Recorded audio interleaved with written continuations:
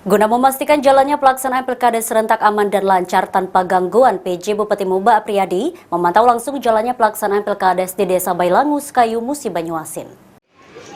Nomor 2, nomor 3. Pelaksanaan pemilihan Kepala Desa 2022 di Kabupaten Musi Banyuasin resmi digelar serentak di 65 desa.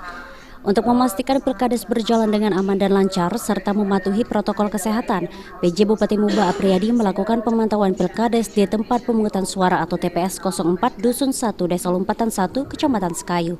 Dalam pemilihan kepala desa ini pihaknya menegaskan kepada Dinas Pemberdayaan Masyarakat Desa agar tidak mengabaikan protokol kesehatan walaupun kini Kabupaten Muba dalam keadaan zona hijau.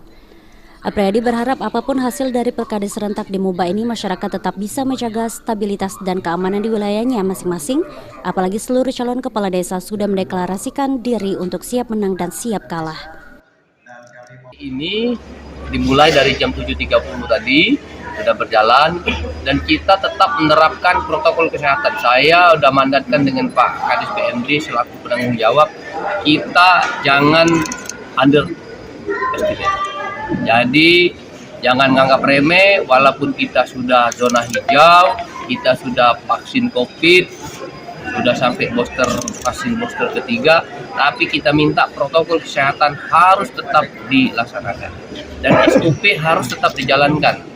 Apapun bentuknya, jangan dipermasalahkan terkait dengan biaya. Dan alhamdulillah, instruksi persiapan yang kita lakukan sudah maksimal, dan protokol kesehatan sudah kita terapkan. Kita barusan tadi webinar sama pihak Kemendagri, mereka juga sudah melihat dan mengapresiasi proses pelaksanaan pilkada di Kabupaten Musi Banyuasin. Sejauh ini ada sebanyak 64 desa yang mengikuti Pilkades serentak di Muba dengan 210 pasangan calon kepala desa dan 300 TPS disiapkan untuk proses pemungutan suara dengan mematuhi protokol kesehatan yang ketat.